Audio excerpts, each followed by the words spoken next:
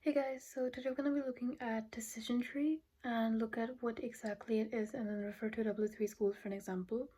And next time we're going to be doing our own example on it. So here we go.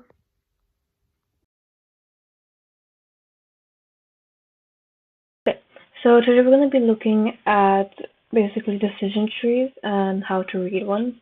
And then we're also going to be basically using this example from W3 schools where we've got all of the data over here.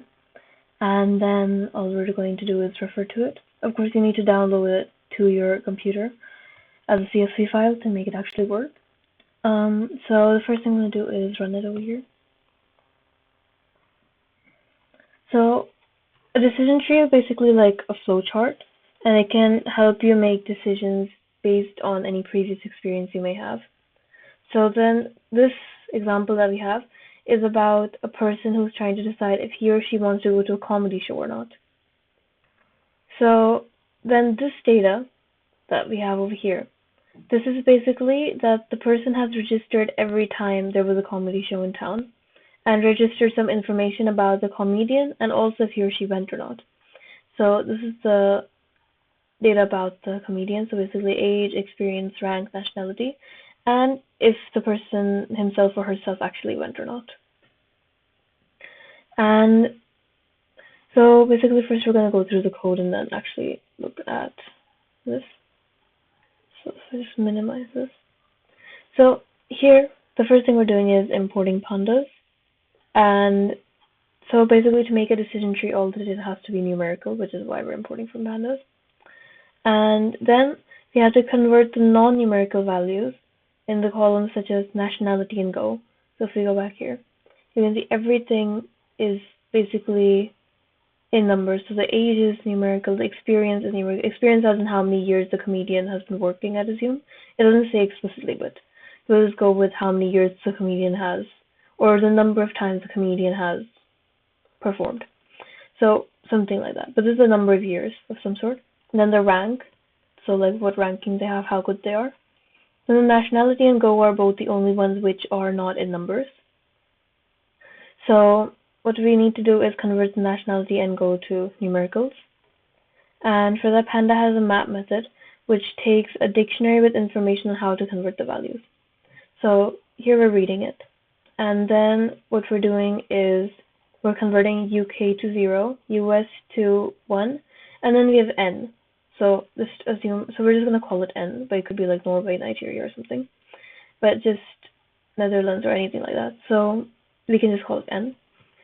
So UK is 0, USA is 1, and N is 2. So it's basically like a key value pair. And then we have to separate the features column from the target column. So the feature columns are basically the columns that we're trying to predict from, and the target column is the columns with the values we're trying to predict. And then we're actually like making the decision tree itself over here. So these are like the features. So these are the ones we're trying to predict from. And that's what we're getting on the x-axis. And then on the y-axis we have like what we're trying to predict. Should we go or should we not go? And yeah, then we're basically making the decision tree and showing it. So if yeah, okay, it's already running. So here we have the decision tree. And so the decision tree is basically using your earlier decisions to calculate the odds of you actually going to this comedy show or not, or wanting to see the comedian or not. So if we start with this first box over here, I'm only going to be going through like these first 3 boxes. After that, you should be able to derive it yourself. So here, the first thing we have is that, the first thing we have is rank. So rank is smaller or equal to 6.5. So if I just go on to W3 schools and here open it. So here we have rank is smaller than or equal to 6.5. So that means that every comedian with a rank of 6.5 or lower will follow the true arrow, meaning this one where it says true. It's a bit hidden, but like you can make out the TR and this one's false. So every comedian with a rank of 6.5 or lower will follow the true arrow to the left, and the rest will follow the false arrow to the right. So here, for example, this one, we have this first comedian over here. he has or she has a rank of 9. So because 9 is not smaller than equal to, it's greater than 6.5, it's going to follow the false root. And if we take, for example, the second comedian, that's smaller than 6.5, so that's going to follow the true root. Then we have this Gini, which basically refers to like the quality of the split. And it's always a number between 0.0 and 0.5. So 0.0 basically means that all the samples got the exact same result. And 0.5 would mean that the split is done exactly in the middle. So here we basically have 0.0, and then here we have 0.219.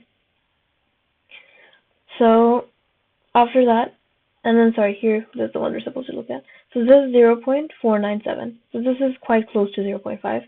So it basically means that it was quite accurately split down. Then we have the samples, which basically means that there are 13 comedians left at this point in the decision, which is basically all of them, since we're in the first step. This is the first box. So there's currently 13 comedians. And then we have values. So 6 and then 7. So this means that out of 13, 6 plus 7, 13. So it means that these 13 comedians, 6 of them will get a no. So the ones that over here in the left side, that will get a no. And then the ones on the right side, 7, they will get a go. And then here, after that, we have the next one. So the next one is basically that if we take this guy with the rank 9, so rank 9 is going to take us down to false. So here we have the rank, which is basically next is smaller than equal to 8.5. And then, yeah. So when we continue down, so after this, when we have the rank, which is smaller than equal to 8.5. So after that, this rank 9, he or she is basically going to be 9 is greater than.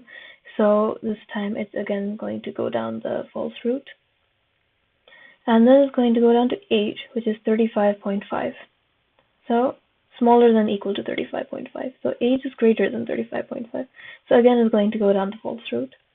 The 8 is smaller than equal to 40.5. So 36 is smaller than 40.5. Then Gini 0.5, then samples 2, then value 1, 1. So basically, in the end, you can just keep going down and see where it ends up.